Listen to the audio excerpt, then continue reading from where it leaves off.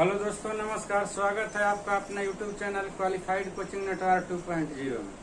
दोस्तों, आज आप लोगों के बीच वीडियो के पार्ट 3 जैसे कि प्रेजेंट कंटिन्यूअस टेंस के वॉइस लेकर के आ रहा हूं। तो वीडियो को देखना है और अच्छे तरीके से समझना है। अगर कहीं त्रुटि हो तो बताना है कमेंट के माध्यम से, और किस तरह के वीडियो आगे आपको चाहिए ये भी कमेंट में बताना है। तो चलिए देर न करते हुए मैं आगे बढ़ता हूँ।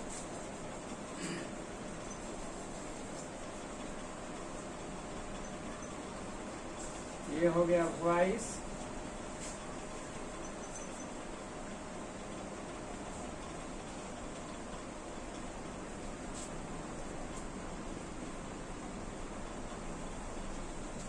प्रेजेंट कंटिन्यूअस टेंस हो गया। इसका रूल अब हम लिखेंगे।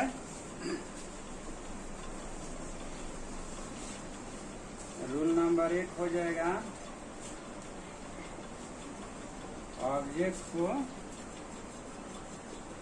सब्जेक्ट बनाए।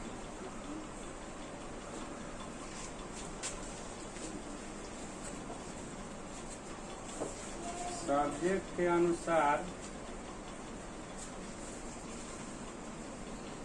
सहायक क्रिया लिखकर, सहायक क्रिया इज आर एन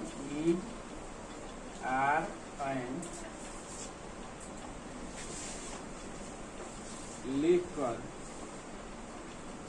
बिंग का प्रयोग करें। ये हो गया दूसरा। फिर तीसरा देखते हैं। हो गया वर्ब का तीसरा रूप लिख। 4 में हो जाएगा बाई का प्रयोग करें। फिर 5 नंबर में आएगा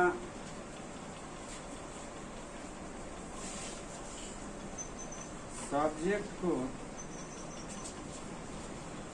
ऑब्जेक्ट बनाए। तो ये रहा आपका रूल, जो कि ये दूसरा इसमें है। इसी को सिर्फ चेंज करना है। हम लोग जो प्रेजेंट इंडेफिनिट टेंस में पढ़े थे तो सब बाकी सेम यही है। बाकी चेंज कौन हुआ है? दूसरा हुआ है, जो कि सहायक क्रिया इज आर एन में लिखने के बाद अब इसमें बिंग का प्रयोग करना है। तो हम चलिए आप लोगों को एग्जाम्पल के माध्यम से समझाते हैं। जैसे आई एम प्लेइंग हो गया। तो अब इसमें सबसे पहले समझना है,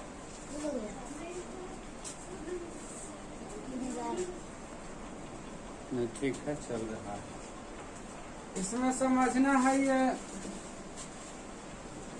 बॉल आएगा पहले तो ये लेटर जो है बदल जाएगा, स्मॉल से कैपिटल हो जाएगा।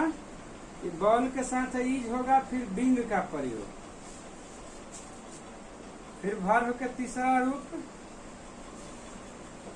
फिर बाई का प्रयोग, और फिर लास्ट में ये आई के हो जाएगा मी। अब यहाँ आप लोगों को समझना है कि जैसे कह रहा है कि ऑब्जेक्ट को सब्जेक्ट बनाए, तो ये ऑब्जेक्ट इसमें बॉल है। आ गया सब्जेक्ट में, सब्जेक्ट के अनुसार सहायक क्रिया इज आर एन, तो इज हो गया। फिर बिंग का प्रयोग, फिर बिंग हो गया। फिर इसमें कह रहा है कि वर्ब का तीसरा रूप, तो ये तीसरा रूप हो गया। फिर 4 में कह रहा है बाई का प्रयोग, और लास्ट में सब्जेक्ट को कह रहा है ऑब्जेक्ट, तो सब्जेक्ट आई है। तो बताए थे कि आई के मी होता है, ये जो है मी लास्ट में हो गया। तो मैं आशा करता हूँ कि ये वीडियो आप लोगों को समझ में आया होगा। चलिए आगे हम और आप लोगों को एग्जाम्पल देते हैं।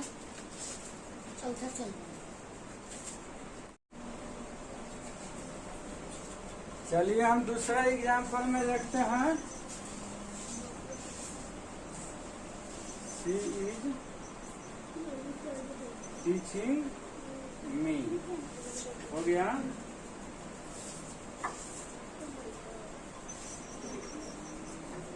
दे आर रीडिंग बुक हो गया। तीसरा हो गया वी आर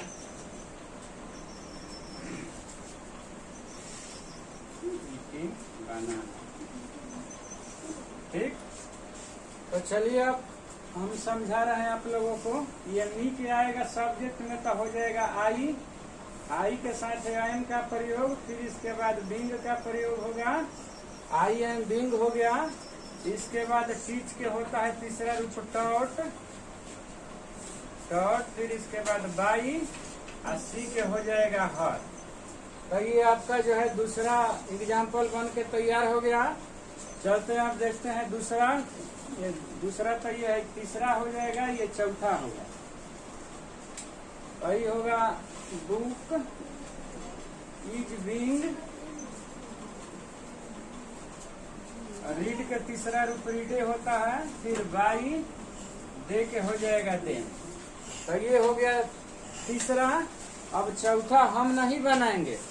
चौथा यदि आप लोगों को समझ में आ गया है तो कमेंट में आप लोग जवाब दीजिए इसका, ताकि हम देखें कि किन किन को समझ में आ रहा है। और जो विद्यार्थी अगर समझ गए तो अपना नाम और गांव लिखने के बाद कमेंट में इसका जवाब देना है। ठीक है, चलिए इसके बाद निगेटिव सेंटेंस बताते हैं, तब तक इसको मिटा देते हैं। अब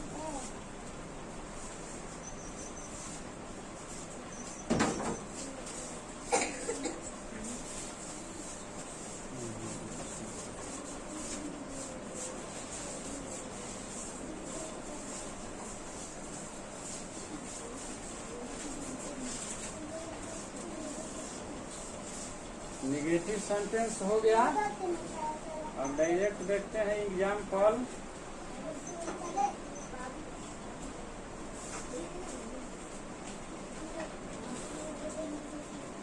ही इज नॉट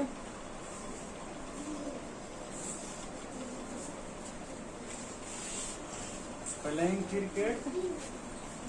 इसको बनाते हैं तो आ जाएंगे हम क्रिकेट इज के जस्ट बाद बिंग लगेगा, नहीं, इज के जस्ट बाद नॉट करेंगे। क्रिकेट इज नॉट तब बिंग, तब प्लेड होगा बाई हिम। अब ध्यान रखना है आप लोगों को ये कि जस्ट ये हेल्पिंग वर्ब रहेगा, एक जस्ट बाद निगेटिव रहेगा, न कि बिंग लगा के तब निगेटिव लिखना है, नॉट लिखना है, ये गलत हो जाएगा, ध्यान रखना है। ये दूसरा एग्जाम्पल में देखिए,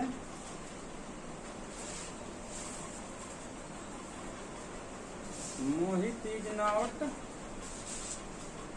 सिंगिंग ए सॉन्ग। पीछे वाला ही उदाहरण जो है बदल के हम दे रहे हैं कि ताकि इससे स्पष्ट रूप से समझ में आए। अब इसको चलिए बना रहे हैं हम। ये सॉन्ग होगा, ए सॉन्ग इज नॉट, फिर बिंग, फिर सॉन्ग बाई मोहित। तो ये हो गया। अब तीसरा एग्जाम्पल देखते हैं।